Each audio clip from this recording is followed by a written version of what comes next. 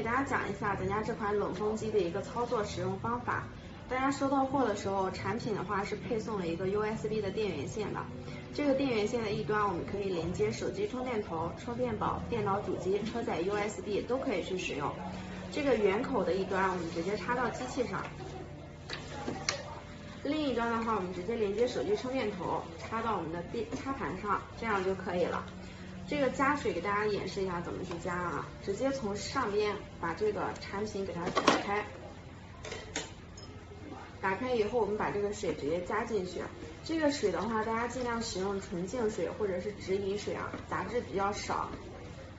加了水之后，如果说大家想让这个出来的风更凉爽一些，我们把这个提前冻好的冰袋给它加进去。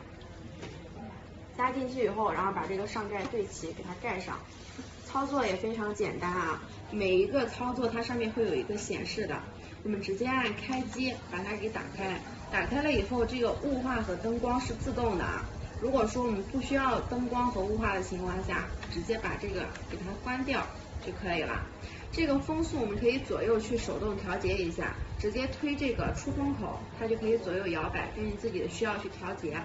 档位的话呢，它是有6个风速的，1到6档，每按一下这个上面都会有一个数显，大家根据需要去调节就可以了。定时的话是1到6个小时，如果说大家晚上休息不放心这个产品的话，我们就可以按一下这个定时调至6个小时，这样就可以了。操作的话也是非常简单的啊。如果说大家这个上面加了水之后再去开这个雾化，如果没加水的情况下，这个雾化就不用开啊。操作非常简单的。